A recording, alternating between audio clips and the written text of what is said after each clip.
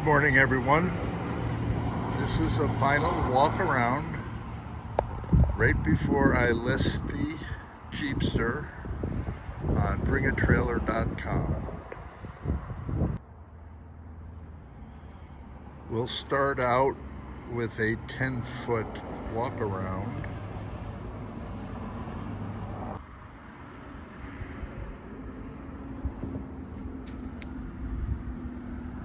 Give everybody a look at what the vehicle presents as you approach.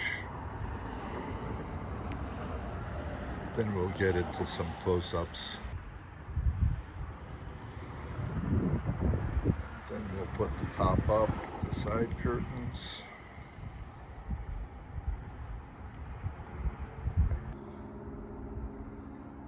Okay, let's have some close-ups of the engine compartment. We've got a brand new battery, and I put in a battery disconnect, which I recommend you flick the knife blade anytime you're gonna lay the vehicle up for a couple of days. Otherwise, the electricity still goes through the turn signals, and if you leave the battery connected within a week, that will drain the battery. Now I put in some extra circuits, one for the fan and one for the cigarette lighter on the inside, and then we have the blower motor on the new heater I put in. I didn't cut into any existing harnesses. I just ran each one independently with its own breaker and connected to a bus bar, so that'll work really well.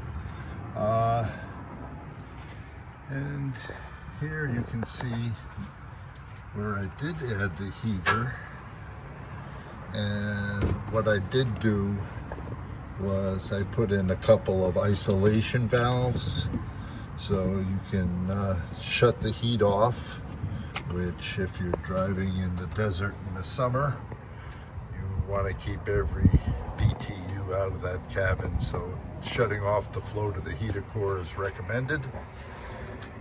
And we have a new starter that just went in, I believe, last year. And you can see the distributor. I put a transistorized ignition module in instead of condensers and points. And I also put in a brand new vacuum advance that was defective when I rolled her out of the barn. And basically all I do in the spring is I take out my plugs and I sandblast them and gap them, put them back in, and change the oil, and I'm off for another season. Just a couple weeks ago I replaced the thermostat. That was starting to act up a little bit, and that was one of the first things I replaced when I first got the vehicle 6 years ago. And I also went with an aluminum radiator.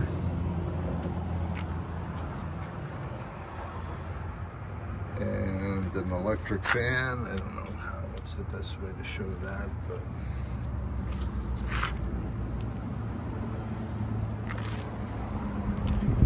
and we did a 12-volt conversion with an alternator. That's working out really well.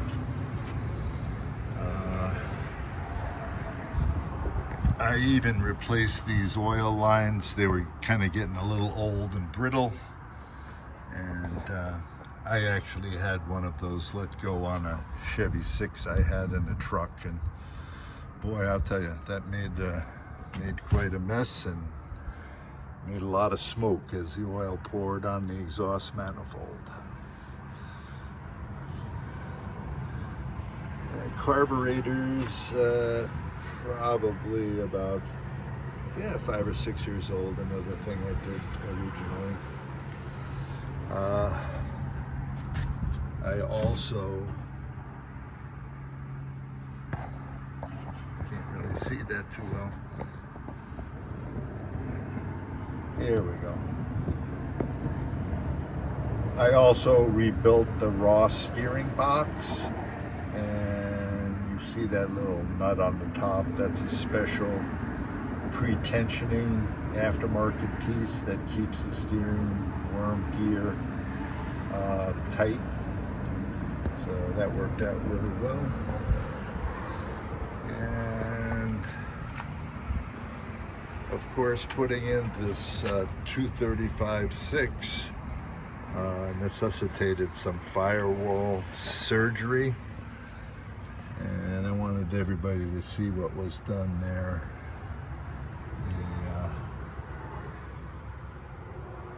Just basically cut a hole and put a pan or something behind it to extend it into the driver's compartment.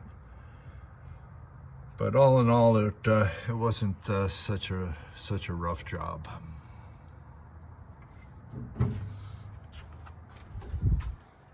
Again, just want to emphasize how rust-free this car is.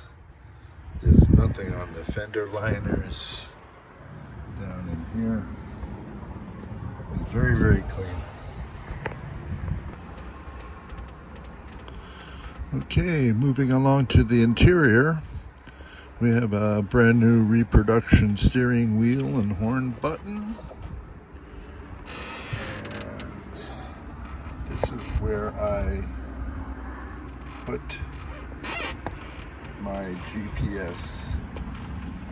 Originally, you can see the little screw holes. The previous owner had a blank panel with a older cassette radio unit in it. I believe originally there was another door like this, but I did not get it with the vehicle, and I'm sure you could find one out there somewhere if you want to go that route. But I like this little cubby hole for the GPS for a number of reasons. The fuel gauge works very well. It'll register F when you fill it up, and you'll be down to E when you need a fill up. The range in between is kind of sketchy. So what I do is on my GPS, I just go with the odometer, the trip mileage, and it's safe to refill at 120. You can go to 140, maybe 150 if you're having a good gas mileage day, but I would definitely just stay with the 120 and you'll never go wrong. I also put in some extra cigarette lighters for this accessory, and then one for the smartphone. The speedometer does not work. The original equipment was driven by a speedometer cable, and the new 5-speed overdrive transmission that I installed is an electronic transmission transmitting pulses to the car's computer. So my transmission can't talk to the speedometer. But like I said, that's okay. You got all that stuff on the GPS. We also have some aftermarket gauges, oil pressure, which is always nice to know, and the water temperature situation.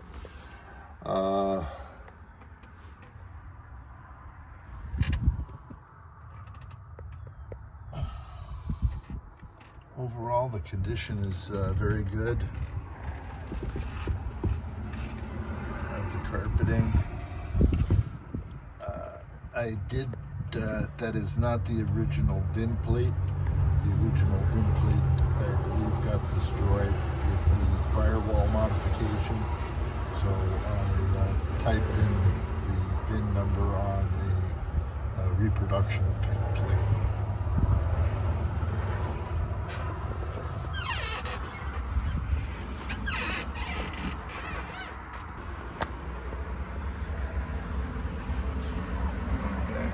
Got an aftermarket tack.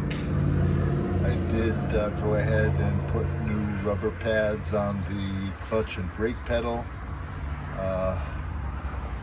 The emergency brake is not connected, so there is no emergency brake. I just park it in gear, and I haven't had any problems with that. The dimmer switch works. This car is so amazingly rust-free. Anybody who's ever had an antique vehicle knows those never hold up.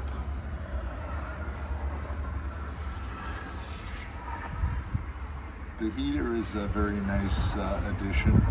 I use it a lot in the summer. It just takes the chill out of the air at night, and the nice warm stream of air just comes up to the cabin as you drive down the highway. I made a little quick console out of some tool organizing trays that I got, and it's just electrically taped together, but I also made a nice cup holder, and these cup holders tie the console in to the interior.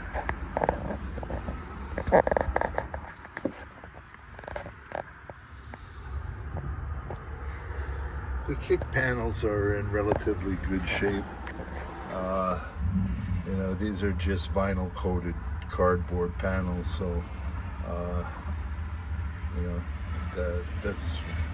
it's amazing they look this well after 75 years.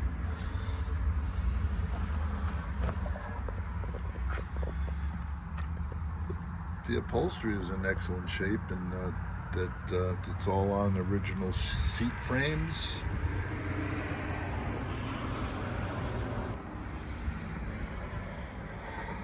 Yes, the original vinyl is in very good shape.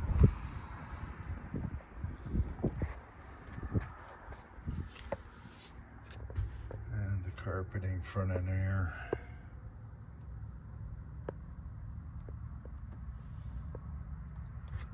It's good. The carpeting front and rear is in good condition. Other than the kick panels.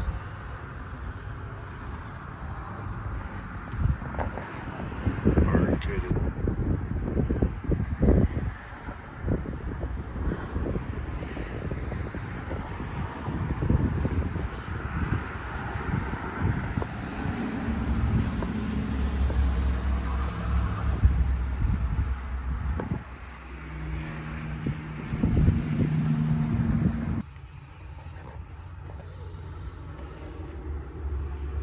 Here, when you pull the floor mats back, you can see how clean the floorboards are. Not a speck of rust.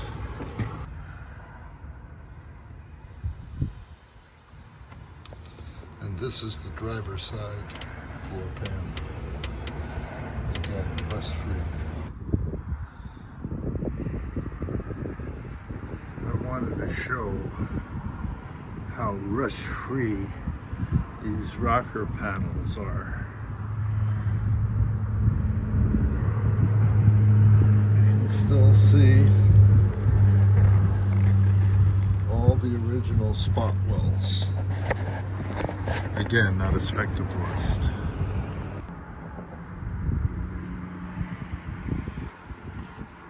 And this is the driver's side rocker panel. Again, clean as a whistle.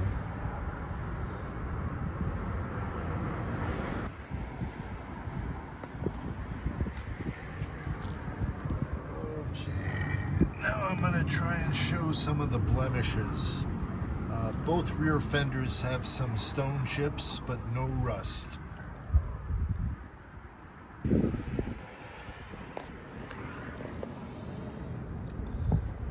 Same for the driver's side.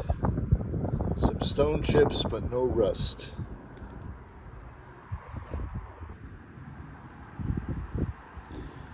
We do have some minor scrapes.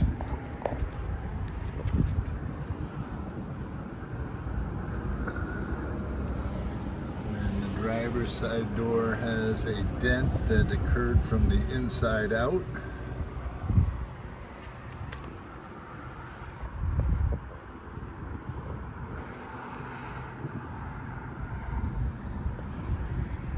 And the rub rails here have some wear and tear.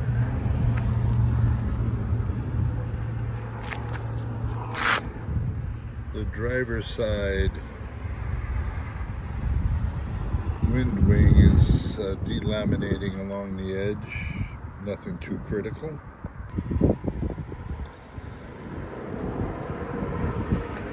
Stone chip on the driver's side A-pillar.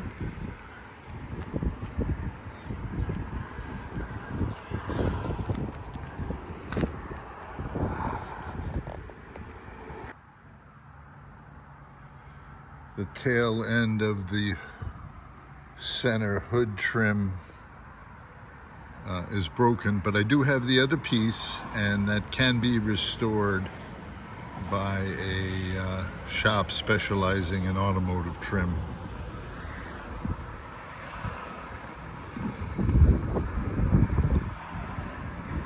We do have a crack in the paint.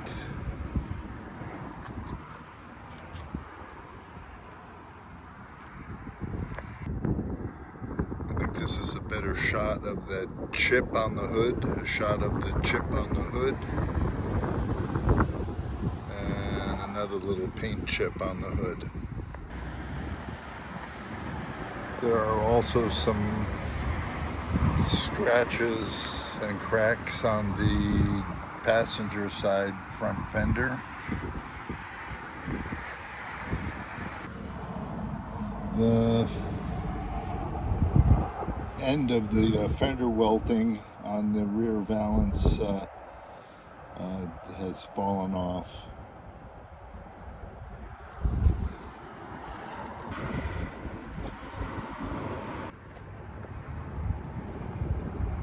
And this is the right rear. And this is the left rear. Okay, here's the condition of the tires. The right front is brand new. And this is the right rear. And the spare is brand new.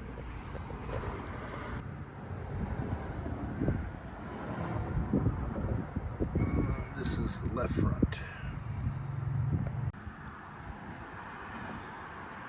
And we have a good cotton car cover that'll go along with it in this tote. Probably the most important thing in the box is this extra electric fuel pump. I always travel with one.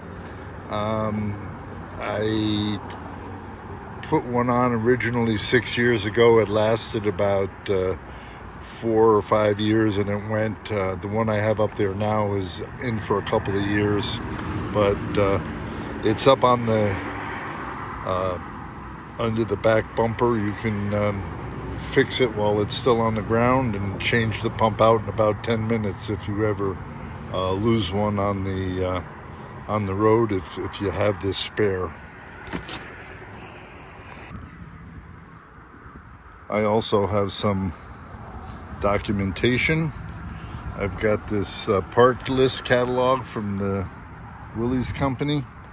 This is a great resource to find out what you're dealing with and get the part numbers and whatnot. Then I have a file of all my receipts and things I have purchased for the product. Then I've got a file with the Jeepster Club news.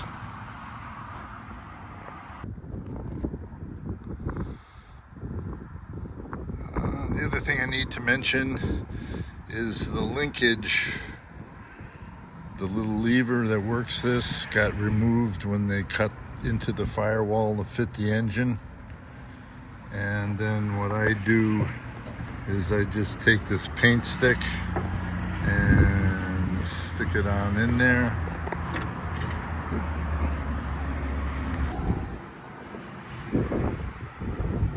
windshield wipers work and have good blades.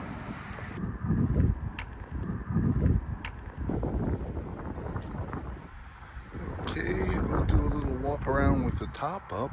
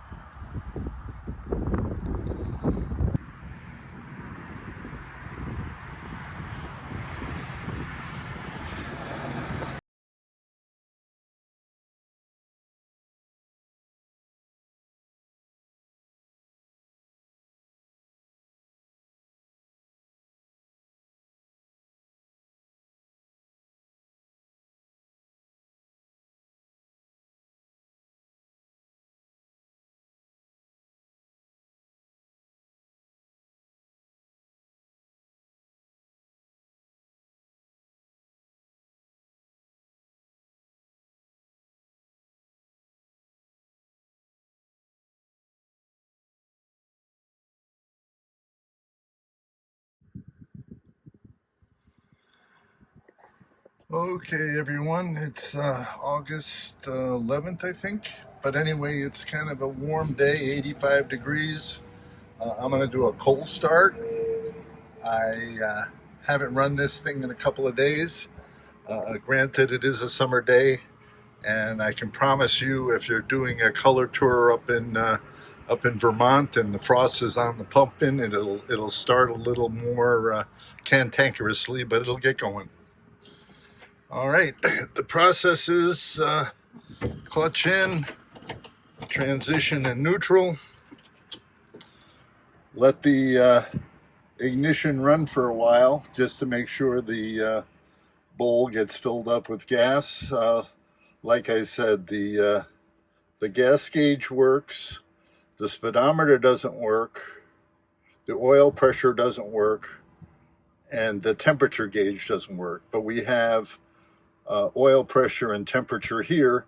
The amp meter does work. It flutters quite a bit, and that alternator gives it quite a bit of juice.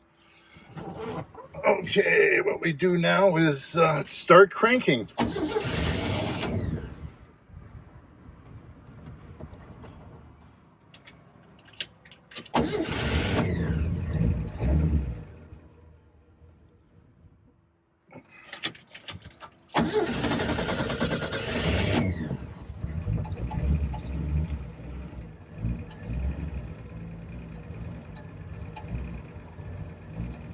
You have to feather the throttle to keep it running, but be patient.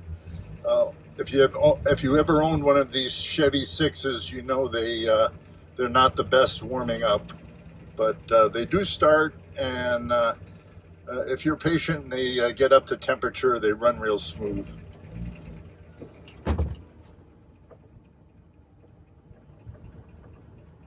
Okay, no throttle, just running off the idle setting. Oh, the other thing I didn't do was show you that the windshield wipers work. Oops.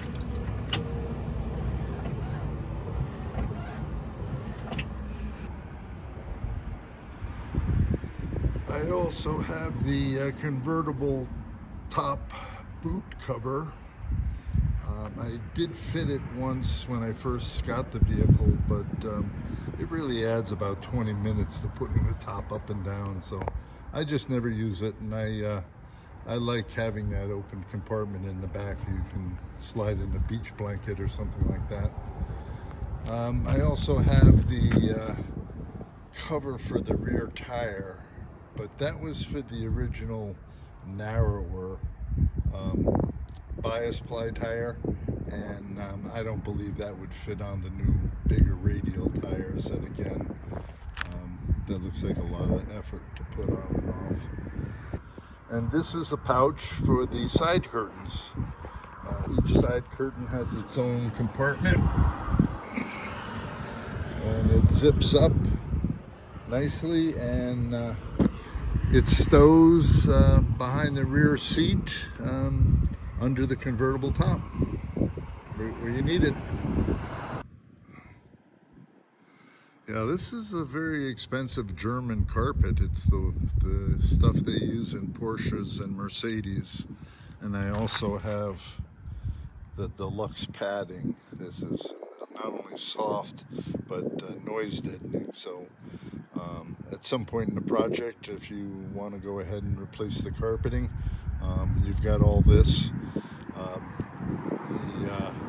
The original carpet that's in there now would be the perfect template. It would be a quick, easy job for your upholstery shop to install this carpet. So anyway, we have that added into the auction as well.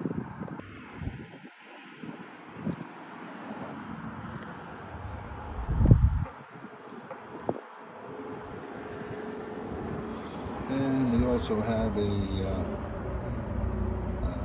jack and some jumper cables that we'll throw in as well.